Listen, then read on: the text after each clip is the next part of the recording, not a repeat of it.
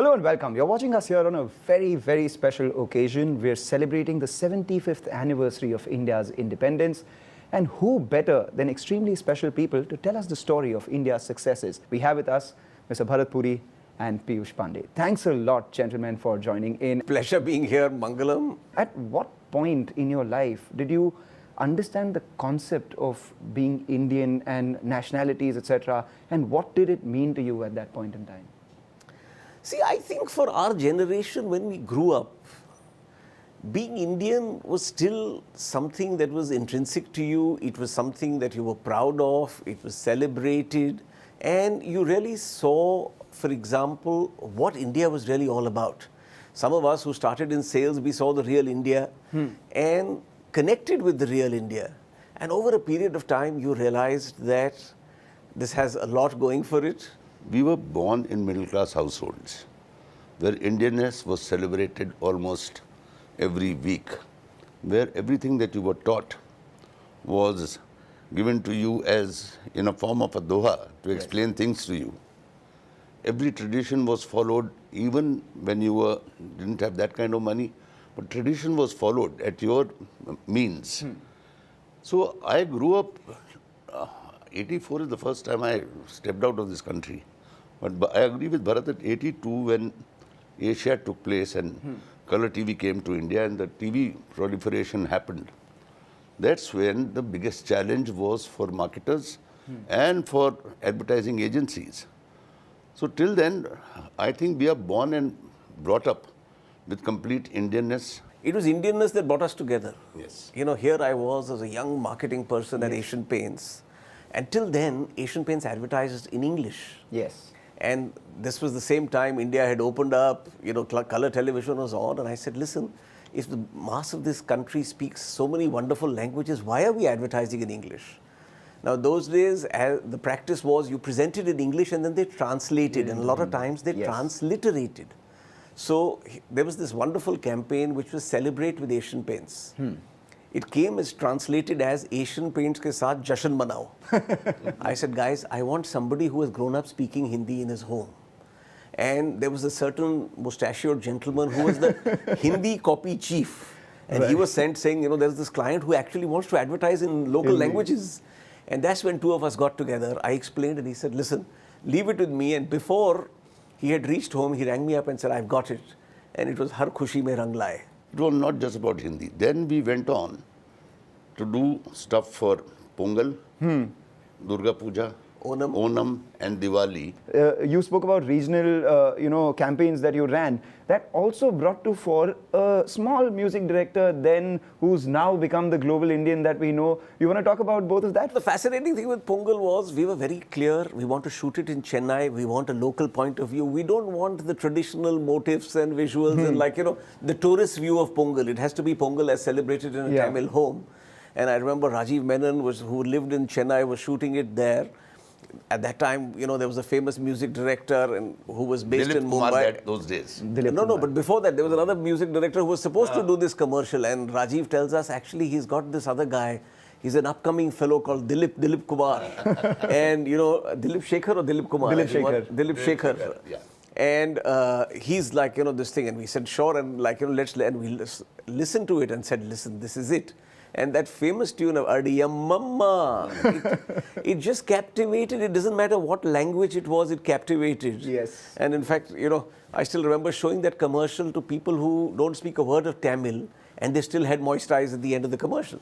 And Dilip Shekhar turned out to be? A certain gentleman called A.R. Rahman. It's a beautiful story. You want to say Har Ghar Kuch Kehta Hai in your... Har Ghar Kuch Kehta Hai was a basic thing that the idea was that their homes are a reflection of their personality, on which one day I just sat down and wrote. I think I remember it, so I'll say it for you. It says, हर घर चुपचाप से ये कहता है कि अंदर इसमें कौन रहता है. छत बताती है ये किसका आसमां है, रंग कहते हैं किसका ये जहां है, कमरों में किसकी कल्पना झलकती है, इस फर्श पर नंगे पैर किसके बच्चे चलते हैं. वाह. हर घर चुपचाप से ये कहता है कि अंदर इसमें कौन रहता है. Wonderful. Wonderful. And the line that stayed with me from the original was, "Yahan rotiyan kabhi gin ke nahi That is banai the jati." second one. That's the second one. Okay. There was also a time where, globally looking at Indians wasn't, the Indians were pretty underconfident of their own identity because of the way the world looked at Indians. How did you navigate through those challenges? See, I think you're absolutely right. There was a time, I remember in my days in Cadbury, the number of international Cadbury managers you could count on the fingers of one hand. And here was all this capability, here was all this smartness, but largely within India. The good thing is, as India began to open up, the wonderful thing that happened was, people began to see that what was originating out of India, and suddenly you said, my God, this applies to X country, this applies to Y country. And slowly and steadily, India's voice, first in a multinational stage, and then, pretty much on a world stage, started to resonate. And suddenly it became that, listen, these guys seem to understand emerging markets, these guys seem to understand what's happening as far as consumers are concerned. Can they get bigger roles? And to complete the loop, it was a matter of great happiness. Cadbury finally had about 100 managers outside India manning global positions because they'd proven themselves within India and there were many people asking for them. So, the proverbial century happened. Yes. Both of you are I'll massive give you cricket one fans. more addition to this century from the Ogilvy side of it. Yes. When Ogilvy internationally pitched for Mondelez by that time, the meeting was in Chicago, and the person who was asked to come and lead the meeting was yours truly, Wow. an Indian. Wow. That's For the some global story. pitch. And, the other thing is that since you're talking about the Indians being amazing at all the other global roles, etc., because of the experience that they've had in India, we've seen a lot of companies, international companies, they've struggled in India, barring the ones which are committed to India for the long term. Case in point, something like Unilever, you would have Cadbury's, you would have, a lot of Nestle's of the world. They've done extremely well because of their longevity and understanding of India as a country. But then there are a lot of others who've tried to, replicate their successful models in their respective countries to India. Is there a playbook for success in India for other companies to come and, do well here? I definitely think there is. And what is that? India is clearly a country where you cannot do a cut, copy, paste from anywhere else because frankly, India itself is not one homogeneous country. Exactly. We're a set of, and we can keep debating how many countries. But India's diversity is something that you have to cognize of when you explain to fellows that, listen, the average good marketer advertises in 6 to 8 languages. For most people, it's a complete shock. I mean, how can that? And at times, when you're advertising, you're doing it with different castes, so on. As far as the India playbook is concerned, my simple thing is the people who've thought global and acted local are the fellows over a period of time have understood and got India. Those who've thought that, listen, I will think global, I will approve what's happening in India, in a Singapore or in a London or in a, the US, over time have struggled. Again, like, the proverbial monopoly player, they've gone back to start and started all over again. Right. Because they haven't got the fact that this is a market which has the size and complexity of a large market, but has the revenues, at least in the initial years, of a small market. And, therefore multiplying number of consumers into, usage occasions and hoping this is the potential market, that just suggests naivety. And a lot of learning has also happened to them, to a lot of new companies when they see the likes of Fevicol. Right. Because they said it's so Indian and it appeals to a carpenter, to Ratan Tata at the same time. Take Fevicol. We've actually researched at Pidilite. There is no other country in the world where a glue brand is one of the top 10 consumer brands. Not top 10 adhesive or top 10 chemical. It's the top 10 consumer brands in the country. And that tells you a lot about India, the country, and how to win in India. And this is something a lot of times it takes a lot of experience to understand. It does. And I mean, Fevicol ka jod for the stock market has now become Fevicol ka moat. And that is what everyone talks about. And I have to also, give due credit to the way Unilever went ahead and did the WIMI strategy, winning in many Indias. And that actually signifies how there are many Indias and companies have to localize their strategies. You have to. You see, if the basic principle that a marketer and advertiser, because of the marketer, I have said it 50 years back, 70 years back, that know your audience. Yes. Now when you break that rule, when you go to a new country and you say, I'll do that, you don't know this audience. This is the time where a lot of Indian companies are also looking abroad. A lot of Indian brands are finding a fair amount of success. Pidilite, for instance, as well, is looking to replicate the success that it's had in India and a lot of other emerging market nations. So what is it that you've learned from India that you're putting out there? And what is it that you're learning from there that you're bringing back to India? If you could tell us a little about that. Great question. See, I think the essence, as Piyush rightly says, is first and foremost understand your consumer. Nothing beats the power of observation, the power of insight and understanding what works in the country. And take Pidilite, for example. Yeah. We're clear we want to be an emerging markets multinational. 70% of the growth of the world is going to come out of emerging markets. Different states of India are like pretty much different emerging countries from the rest of the world.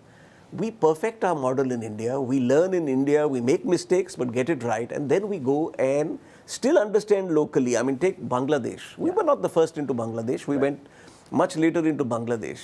Fast forward to 10 years later, we're the leader there. In our categories, we have the same strength in Fevicol that we have in India. Fascinatingly, anecdotally, I go there, the immigration guy asks me, so what brings you here? And I said, I work for Fevicol. And he plays me a Fevicol ad. Wow.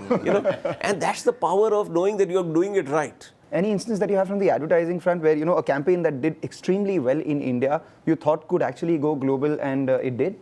See, a lot of times it has gone to Pakistan, Bangladesh, Sri Lanka. Yes. But yes, the thought goes through. The thought goes through. Like if we were to do Fevicol in those markets that we still have in mind, what would Bharat and I say? We would say that our success is based on a very simple thing, that nobody loves anything breaking and anything joining brings joy to you. That is the core of the brand. Now you express it your way. 75th anniversary of the independence as we're celebrating right now. Things have changed. We've opened up. A lot has happened. Where do you think we're going from here? How have we changed in those years? And what about those years would you wish are, would be present now? I think, again, great question. I think three basic big changes, right? The first thing is the consumer has far, far more choice.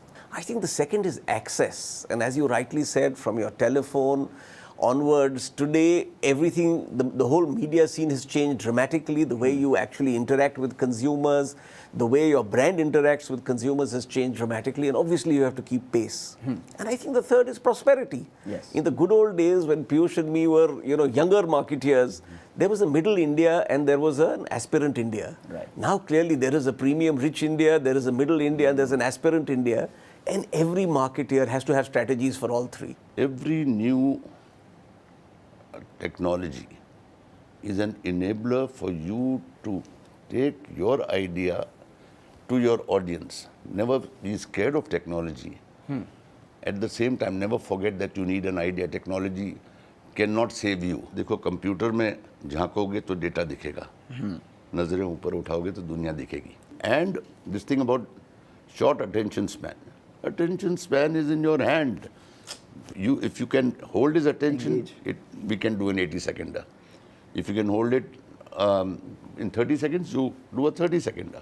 I actually said to Google, and I said it to the Google marketing staff in a thing that they called me to speak. Right. As you're telling the world 7-second commercials on Facebook and 7-second seconders and thumb stoppers or whatever. I say, you're forgetting that I launched your brand in India with a 2.5-minute commercial. I remember that very clearly. Now, where we are in terms of the socio-cultural situation of India, do you think back in the day there were far more risks that one could take in telling a message as against now? Because, I mean, there is a bunch of people who are suddenly trigger happy, ready to be offended, so to say. People criticize you earlier also, they will criticize you. There's no research in the world or no politician in the world who got 100% votes. Right. Don't worry about them. Did you get a lot of delight? Did you sell a lot of stuff? And did you earn a lot of goodwill, which led to a lot of word of mouth? You are a happy place. What has really changed, Mangalam, is everybody has a voice now. And that voice at times can be disproportionately loud. Yeah. But I think, as Piyush rightly says, as marketeers, our belief is first do the right thing. We are not here to make a comment on religion, politics, so on. We are here to tell stories about our brands Right. in a certain context. If we get it wrong, we will be the first to acknowledge we've got it wrong.